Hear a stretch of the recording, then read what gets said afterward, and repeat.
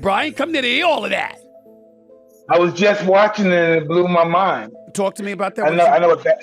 I understand hard times and I understand good times. And, you know, in life, they have to come. You're gonna have to deal with both of them because that's what life consists of: good times and bad times. And he told me, and I'm not gonna say who it is. But he's like, Mayweather's broke. I said, no. He's like, no, really, Mayweather's broke. Now, I don't know if it's true. Right. This is what this guy told me. I'm like, how could he be broke?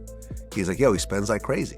Like, you know, Floyd's a great fighter, don't get me wrong. Yeah. You know, he had 50 fights and he said, yo, So it's don't not- tell me about you the greatest fighter with 50 and 0, nigga. You're great, no doubt about it, nigga. 50 and 0. Nah.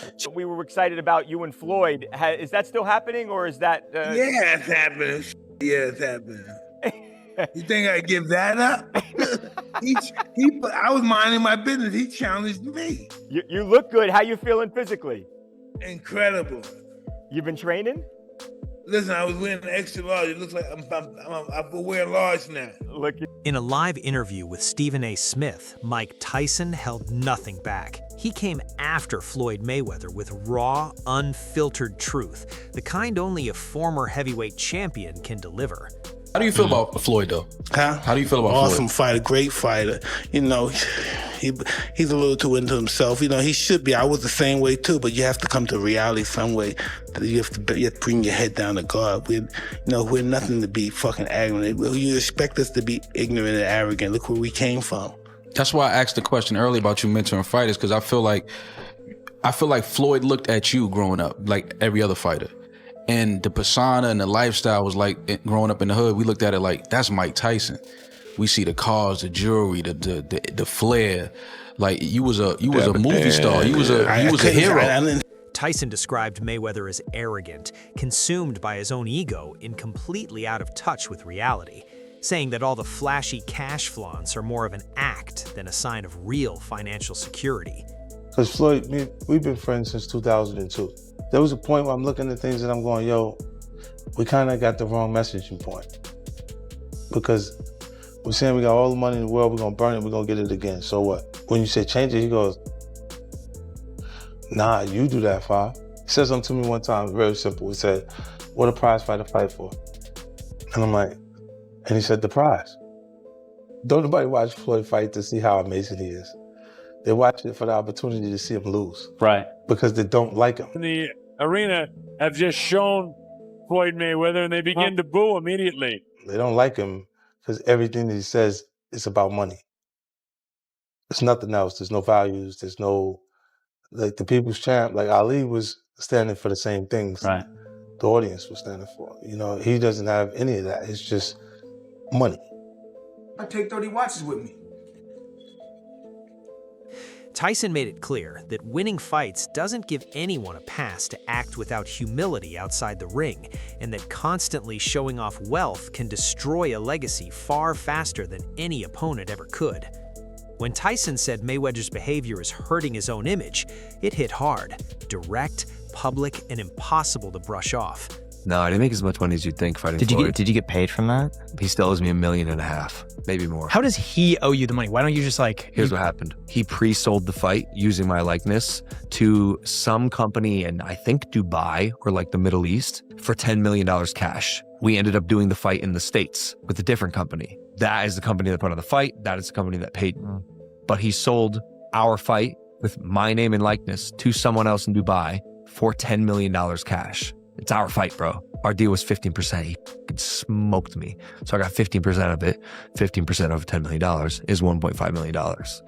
That company paid him that money, is suing him. I actually don't know the status on that lawsuit. I should check in because he still owes me money, but he has a bunch of legal trouble at the moment. I don't think I'm ever getting the money. He just sold his house in Vegas. Did he really? Yeah. I think, he's facing a bunch. Rinsed on that house. He started at $14 million. Yeah. Sold for 6.6. When Tyson said he'd knock Floyd out, it felt less like a taunt and more like a statement, a reminder that real respect is earned by how you carry yourself when no one is watching. The fans exploded, shocked, loud, and split right down the middle. But whether you agreed or not, the message landed clearly. Humility still counts, and an unchecked ego can make even the biggest names look small. Tyson closed it out like a true champion. You can win every fight, but still lose the story that comes after, along with the respect of the public. Floyd spends money like it's a tap. Money's just flowing. Even as much money as he's made in his career, which he's probably made more money than any boxer ever. There's all these lawsuits. He hasn't been paying things. He owes money on this and owes money on that. And then he's got to come out of retirement. It's just the lifestyle that Floyd lives. It's like he got to be lavish. So that he got $1 million in his backpack. He got the latest watch and the latest car. And when you get into latest watches and latest cars, boy, that money goes quick. Bugattis are like $3 million. There's watches that are $3-5 million. So you buy a watch and a car. We were deep in that classic Tyson versus Mayweather debate. Raw power against sharp precision, legend against street-smart survival, when Wade suddenly burst out laughing mid-breakdown of Floyd's financial rumors. And just like that, the whole conversation took a sharp left turn. One second, we're talking fight strategy. The next, we're basically in an accounting meeting. Third fight of the year for a Floyd Mayweather that is clearly going broke. And it's not just, and if you guys didn't see the video I did talking about Floyd coming back to fight Mike, this is not me sensationalizing. This is the truth. There is no speculation, but I told you guys, Floyd owes a lot of people a lot of money, and he don't have it. Logan Paul also discussed this, and this is probably the best screenshot I couldn't gotten on this video. My God, his ramen noodle hair is flying in the wind, and there's no wind in that place. But Logan dropped some knowledge that Floyd is still scamming him for their 2021 fight. We're going to go. Wade could barely keep a straight face. He was practically laughing before he even got the words out.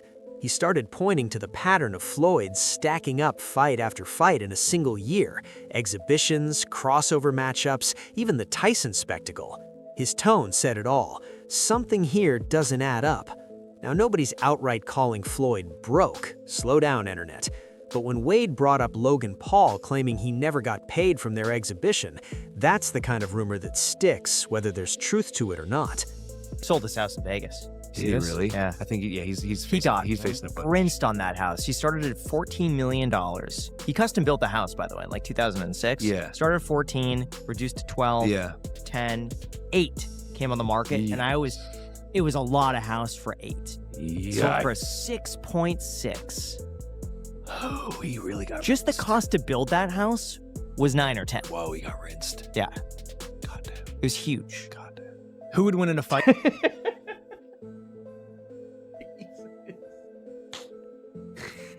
And yeah, that's another piece of like what Floyd has done with his money after his fight. And when Wade kept coming back to the fact that Floyd is scheduling fight after fight after publicly saying he was done with boxing years ago, that's where things really heat up. So what is it? Passion for the sport or passion for the paycheck? Because Floyd has absolutely mastered the art of selling himself. Wade even touched on that legacy, the whole Money Mayweather brand that turned boxing promotion into pure entertainment and made the spectacle just as big as the fight itself. When I see people get upset at me on Twitter talking about, oh, watch your own pocket, you ain't ever made as much money as Floyd has. I know that, dude. I'm not saying that Floyd is as broke as one of the freaking tweakers on 6th Street Bridge in Los Angeles, dude. That's not what I'm saying. But for the amount of money that he has made, over $1.2 billion, and the amount of money that he still has, let's say it is $300 million. That means Floyd has lost 70% of the money he's. But then the conversation shifted towards spending habits. Jets, mansions, businesses, big assets across the board. And suddenly the question wasn't about greatness in the ring anymore.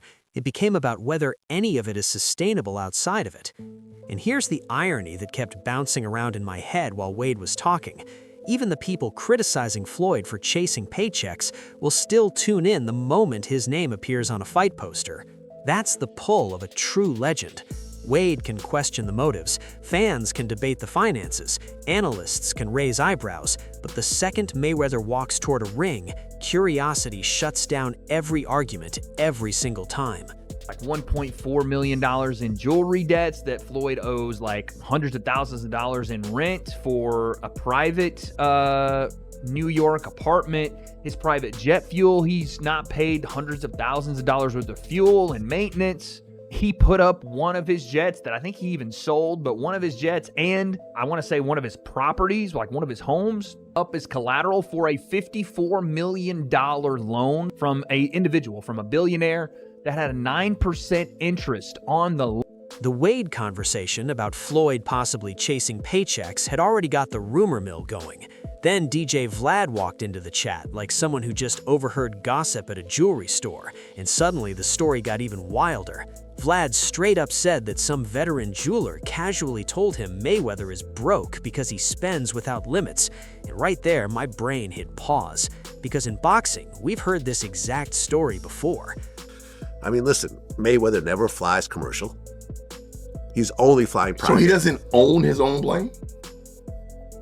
I don't think so. I've never seen a Mayweather plane, like a Drake plane. I've never seen that. Not to say that he doesn't. I don't know Mayweather like that. I've never even met him. So I don't know. I mean, you have a lot of properties. You have legendary earnings, legendary lifestyle, and suddenly everyone thinks they're a financial expert. Vlad even admitted he couldn't confirm whether any of it was true, which actually matters because rumors about a fighter's money spread faster than a Ryan Garcia highlight on Twitter. Still, when Vlad started talking about private jets, non-stop spending, properties, diamonds, and that Money Mayweather image Floyd has been building for 2 decades, it's easy to see why people start connecting dots that may not even exist. money you're constantly spending. Right. I don't know. Remember at one point he said he was buying like the jewelry district building. Yeah, and they said that wasn't true. Was yeah. I don't know, man. I don't know this man's finance, but this guy told me that Mayweather is in financial problems. See, here's the part about actually losing your money when you're on that level and you're, kind of like flossing. The brand Floyd built was literally designed around excess, stacks of cash, pure luxury, an undefeated money machine image. So the moment even the smallest crack shows up, critics treat it like the whole thing is collapsing. But here's where I push back a little. While Vlad's story was making the rounds, Floyd has been in the business of selling spectacle longer than half the internet has even been watching boxing. So when people see him doing exhibitions, booking fights, flying private, or simply staying in the public eye, we might see Mayweather doing. People will give him some loans. Maybe. Listen, he's cozying up to Israel. That's but not the thing accident. about it is, he had Mayweather Promotions. Yeah. And he was hosting a big, he had Javante Davis under his cars. And so that's yeah, but look what happened to Javante. Right. Some fans say he needs the money. Others say it's just Floyd running his business model the way he always has. Same behavior, two completely different readings. Vlad even touched on an uncomfortable truth. When someone lives that flashy, the world almost sits back and waits for them to fall. And that's one of the darker sides of celebrity culture. But here's the funny contradiction. Even while people are debating his finances, every time Floyd's name appears next to a fight poster, everyone still clicks, still watches, and still argues about it. That's the Mayweather paradox. Rumor magnet, business genius, lightning rod for criticism, and somehow, always the one everyone keeps talking about. So if you can sustain that, you don't ever have to box again. But now has to take fights because when you floss like Mayweather, you can't go down. Yeah. You got to stay right there because people are going to peep any kind of chinks in your armor if you're not wearing 3 or 4 big $1 million diamond. The DJ Vlad rumor spiral about spending habits and flashy lifestyles had barely settled when Simon Jordan jumped in and shifted the whole conversation from gossip to cold, hard business math. And honestly, the contrast was striking. Simon basically shrugged at the idea of a Mayweather versus Pacquiao rematch, saying there's almost no real sporting appeal left, which sounds harsh until you remember these two were already considered past their prime back in 2015. Now we're talking about fighters pushing 50, yet somehow the conversation won't die. But Simon didn't even frame it as a boxing debate. He framed it like a boardroom strategy session.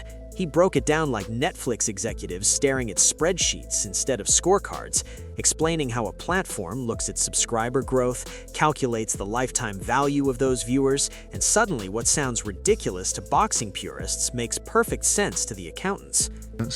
Pacquiao versus Floyd Mayweather, they fought too late in 2015 when they were 36 and 37 respectively, I think. They're 47 and 48 now. Yeah. So it is some would say a cynical land grab, a financial opportunity. But if people are prepared to pay it, and Netflix are prepared to put it on, and people want to watch it on their Netflix subscription, and people want to subscribe to it, no harm, no foul. Well, the thing is as well is that Netflix actually obviously clearly are starting to move into the sport. And that's where my brain lights up, because Simon quietly points out the uncomfortable truth.